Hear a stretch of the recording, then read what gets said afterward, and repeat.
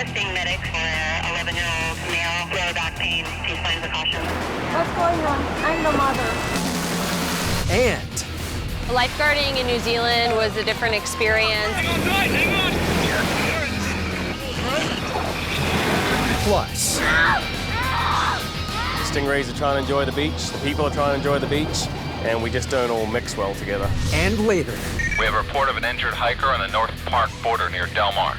She had blown out her knee and she literally couldn't bend it without excruciating pain. This is San Diego, California, where the average summer temperature hovers around 75 degrees. The perfect weather and beautiful beaches helps bring 31 million tourists to this area every year. The weather, especially the wind, has a very large effect on the ocean conditions at Mission Beach. The wind makes waves. When the wind blows over large areas of the ocean for a long time and is very strong, you get the largest waves. There's always a steady crowd, especially at the beaches that have easy access and lots of parking, like here at Mission Beach. It's beating it back, and it's just a beautiful day out here on the beach. There's a lot of people that are on the beach that are visiting, and if they do venture into the water, it can be pretty dangerous. And the surf size makes it, even more challenging. The people that are going into the water, we have all different levels. We have really experienced people that are surfing, body surfing, doing long-distance ocean swims, and then there's the people that are, trying to get out and experience. You don't start as an expert. So you have to get out there to experience it, to build up your skill level, and sometimes those people get in trouble. Soaring temperatures and large surf are a perfect recipe for boogie boarding. The popular sport is an easy way to get the thrill and excitement of riding waves without the dangers of surfing. Lifeguard Ashley Marino was watching the surf line at Tower 19. A little boy came up to me and told me that his younger brother was hurt, that he hit his head on the bottom after boogie boarding, and he did say that he had a lot of neck pain. Phoenix, Lifeguard dispatch. Requesting medics to 700 Santa Clara Place for 11-year-old male, head to the bottom, lower back pain, LFC times 4, C-spine precautions. Lifeguard Grant LeBeau was patrolling the beach on a UTV when the call came in. When we got there, Ashley was obviously the only person there, so she was holding the head of the victim. So I took over, so I was controlling the head, because you don't want a C-spine patient turning their head, potentially exacerbating what's already a serious injury. He had a full level of consciousness, but he said he was a little bit dizzy, and he did say that he had a lot of neck pain. Ashley was born and raised in the water culture of San Diego. I definitely love being here. I began lifeguarding in high school. The part I like best is saving lives, and that sounds so cliche, but that is the best part. Ashley is a fantastic lifeguard. She's very natural in her job. She's a very compassionate person. When you combine that with her skills and abilities in the water, with her communication skills, and that's what's needed in lifeguarding, because that's our job, is customer service. I guess my vision of lifeguarding, yes, would be to be here in 10, 15 years. I can't think of a better environment to work in. Don't you squeeze my fingers? Very good. Can you do your fingers for me? Very good. He was definitely in a little bit of agony, kind of squirming. He was in pain, obviously. San Diego lifeguard Sergeant Rick Strobel arrives at Tower 19 to back up Marino and LeBeau. This is a very serious situation, and what we want to do is immediately try to immobilize the patient.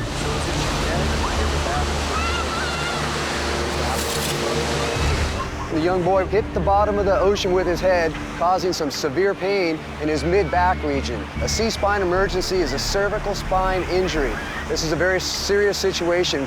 C-spine precaution is a term for immobilizing the cervical spine or neck of a victim who may be at risk of serious injuries, such as paralysis. The most important task now is for lifeguards to immobilize and secure the victim.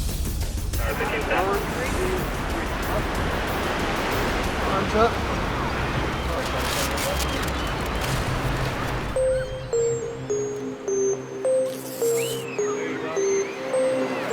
What's going on? I'm the mother. So he hit the bottom when he was boogie boarding, and now he's experiencing pain in his back. We contacted paramedics, so they're en route. Can you move your arm with your leg? He can move, he's got pulse movement sensation. Yep. All right, okay. San Diego Fire Department paramedics arrived to take over care of the victim. 1, 2, 3. The medics got there really fast. They're actually only a mile up the road. And then they got him to the hospital for x-rays and to get a doctor's opinion. All the way up and down. We have a program, everybody knows what to do, and this one went really smooth. Each person handling a different job. That enabled us to get the patient quickly turned over to medics.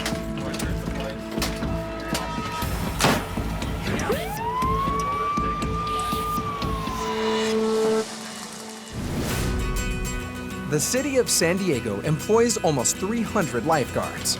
These men and women keep watch over 24 miles of pristine cliffs, beaches, and parks.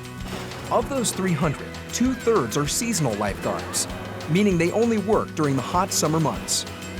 While some look at this as a part-time job, Ashley Marino wants to make this her career. I've worked seasonally for about 9 years now, but I've known that I wanted to do this full-time for the last 4 years. When summer ends, many lifeguards head back to college. Ashley Marino also went to school, but her education was very different.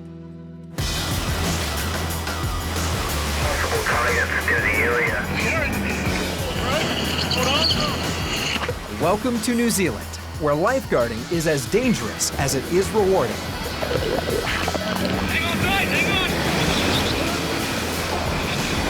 Low pressure systems generated in the South Pacific create some of the most constant wave swells in the world.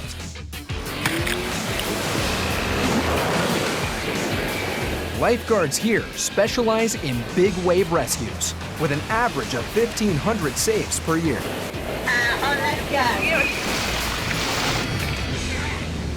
I went over just after our summer ended and I went to Auckland, New Zealand, which is on the North Island, and tried out. And lo and behold, I ran into another one of my coworkers at the first day of tryouts. We had no idea that each other was going to be over there. Let's get it, Wes! The first time I saw her was at the tryout, and it was awesome seeing a familiar face, and it was a pleasant surprise. 80 hopefuls tried out. Ashley and Wes were 2 of 40 who made the cut. The two Americans are now a part of the country's impressive lifeguard heritage. They've been lifeguarding for over 100 years. Over there, they have a long history, so they're respected. New Zealand is comprised of 2 island landmasses. Between both islands, it has over 9,000 miles of coastline.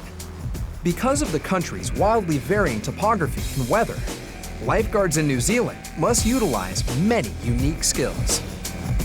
Everywhere you look is swell. It's the conditions, it's the different terrain, rugged coastline, large swell exposure. It's basically 2 islands, so it's storms coming from the Tasman or the Pacific and pounding the coastline. It can be very dangerous because you're expected to do quite a bit over there with very limited resources. Although they don't have PWCs or jet skis there that they use to make rescues, they use what we used to use, the little inflatable boats, the little orange boats. They were invented in New Zealand first, so they take a lot of pride in those and they actually race them.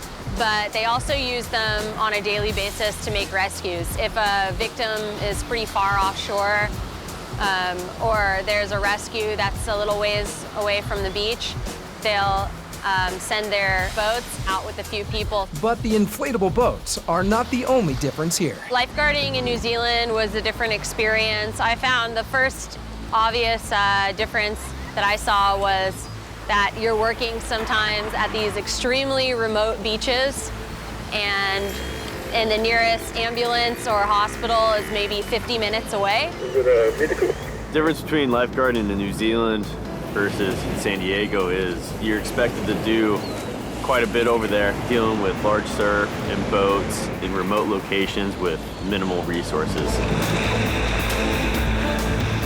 It's a very different style of lifeguarding. So I can get a but when you get down to it, it's the same thing. You have your fins, you have your rescue can, or over there they use a soft tube, and just make rescues. Ashley took part in many rescues during her summer in New Zealand. Each one was unique. Lifeguard, we just had a report of a missing kiteboarder. One of the most memorable experiences I had over there was when we got a call of kite surfer missing, and we didn't see anyone out in the water. Right, just keep an eye out and I'll go grab Isaac. We launched IRBs, our inflatable rescue boats. We must have gone 2 miles past the harbor, and we actually spotted him.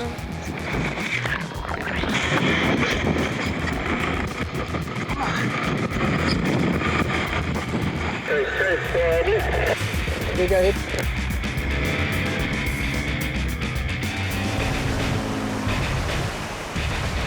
Chase, where did the call come from? Police. Directly from the local police. One of the rescues I remember most, there was a report of a missing person.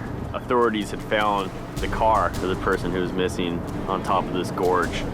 You guys gonna shoot around to Tuatua Bay? Isaac knows where it is, and just do a severe scan of the coastline. Day we had got the call and we immediately launched our inflatable rescue boats and went south of the coastline about 3 or 4 miles to the gorge where the car was found. Hey, we've reached the gorge and ready to start the search. From there we got off the boats and went up into the ravine to search. Hello! Search and rescue, is there anyone there? It was a rugged coastline, uninhabited, no trails or anything. A little more different than your typical water rescue. Search and rescue! Yeah? Hello! Go up over this ridge.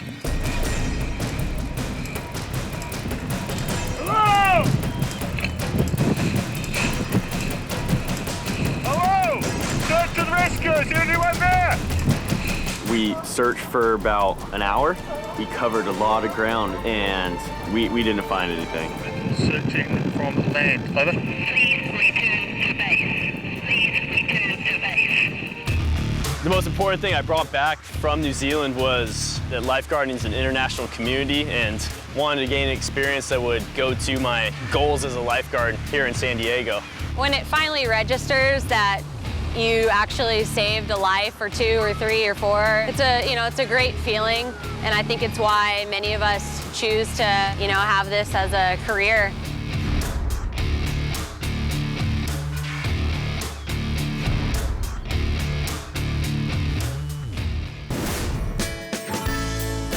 The landscape in northern San Diego is defined by its jagged cliffs and rocky coastline. This region is home to several distinct microclimates. Here, the weather can vary greatly over just a few miles, and locals know a trip to La Jolla Shores is always a sure way to beat the heat. Currently, there's a heat wave going on. People are coming from all over the county because this is the only cool spot that we have right now. We're in the 80s for the air temperature. There's a breeze coming off the ocean. The water is 72 degrees. This is why people come to Southern California in the summertime for days just like this. But the crowds are not alone. The warm water has brought other visitors close to shore. We kind of have the perfect storm going on for stingrays right now. We've got the weekend, which brings in extra people. The water is warm, so everybody's going into the water. There's basically no surf down here, so there's no crashing waves or anything to scatter the stingrays. They're coming in, they're feeding in the shallow water. The stingrays are trying to enjoy the beach, the people are trying to enjoy the beach, and we just don't all mix well together. Is that pain really bad? It was at first. I was just surfing out there and I just came down off a wave and I stepped on what I thought was the tether to my surfboard, and it felt like it ripped up through in between my little toe and the toe next to it. But apparently it was a stingray and it stung really bad. I've had nails through my foot that don't hurt that bad. Stingrays use their poisonous barb as a defense mechanism. So what happens is people that are out playing in the surf can't see the rays buried. They accidentally step on the ray, and that's when people usually get injured. They get stuck in the foot, usually, or the ankle. And then, of course, the minute somebody feels that, they lift up on their foot and the ray skitters away. It's 11 a.m., and lifeguards are already treating their 7th stingray victim. We're gonna keep giving you hot water, and you're gonna keep it as hot as you can stand it. Okay. It's gonna wick the poison out. I was sort of swimming out in the waves. I just put my foot down to stand for a second. I felt a sharp sting. I just decided I better swim right back right away, and the lifeguard sent me here. So I got here within a minute, and I've been putting hot water on my foot ever since. With more stingray injuries coming in, Sergeant Cranston is now faced with a problem.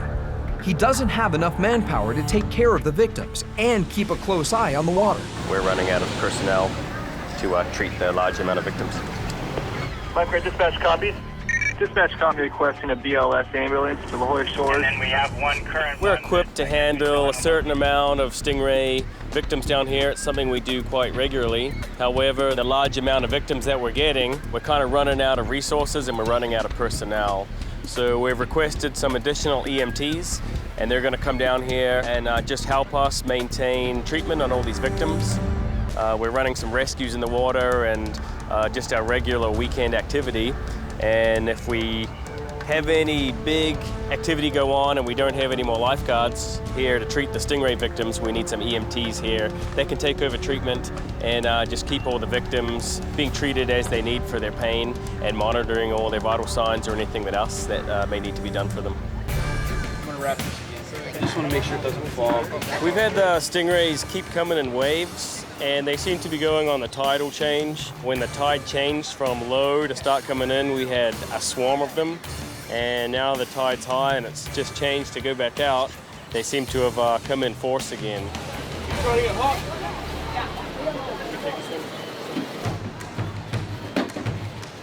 With additional EMTs now on scene, Sergeant Cranston is able to assign lifeguards back to their normal duties. We've got a little triage area here. We're calling it Stingray City. And luckily, we got a lot of extra personnel to help us out. So we're getting people out of the sun and away from the glare of the ocean. And they can sit back here in the park and enjoy their bucket of hot water while they soak and relax their pain away. You need more hot water? Yeah, I need some. You need some? I'm gonna go back and get another bucket. I'll get one for all of you. Getting near the end of the day, and the stingrays have started to slow down, and we're starting to treat them and clear them out of here. So we're happy that the stingrays seem to be going to bed for the evening, so we can get everybody out of here and let them go to bed as well.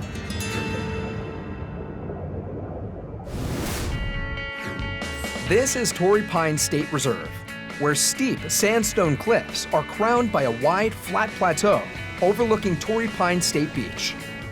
Complementing the state beach is a placid lagoon, which is vital to migrating seabirds.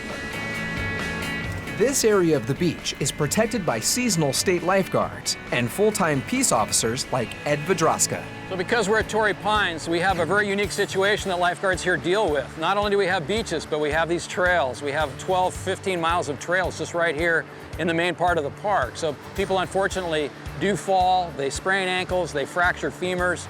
So our guards are all trained in immobilization and splinting techniques. We have a number of different tools at our disposal. We have cliff rescue equipment that we can use. We also have the use of helicopters, and we can call the city helicopters for flying people out if the areas are too remote or too precarious. Dispatch to 26. We have a confirmed report of an injured hiker by the train tracks on the North Park border. You want me to respond from the beach or the top? 125-872, passenger. And a response from the 101 on top and come down. We're being called by the other unit here at Torrey Pines to a hiker that has fallen at the base of the bluffs here. It's a little bit remote of an area. Del Mar lifeguards have also responded to the scene. Mark Rass, how are you? Good to see you. The first responder, lifeguard Matt Brammer, is at the bottom of the ravine with the victim. So we pulled up, looked down in the canyon. It's obviously a very steep canyon. She was actually at the very bottom, just below the railroad tracks. When we got down there with the equipment and put her on, the only option was to carry her out. Vadraska and the Del Mar lifeguards descend quickly down the trail to the victim. She is waiting with her boyfriend, along with lifeguard Brammer. She had blown out her knee and she literally couldn't bend it at all without excruciating pain. So the decision was made to put her on a backboard, which gives us the greatest amount of essentially splinting her whole body. Everybody ready? All steps. This very last half, about 20, 30 yards or so, the canyon kind of goes straight up. This seems pretty. Seems better. Okay, hold it. I can't go further.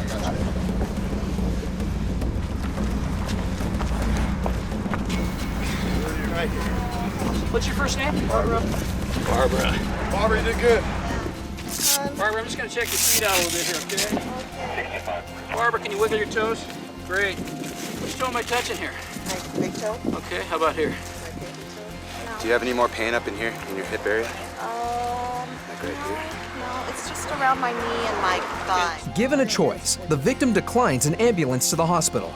Lifeguards follow procedure and release her AMA, against medical advice. I just know that my knee bent and it came out of its socket. I could hear it pop. And then I fell to the ground. I started screaming, and my boyfriend was like, "Oh, let me carry you out." I'm like, "No!" Situations like these don't come up too often, although I'm familiar with them because working here all the time. It's tough, but worked out. Hey, thanks a lot, guys. Appreciate it, man. Yeah.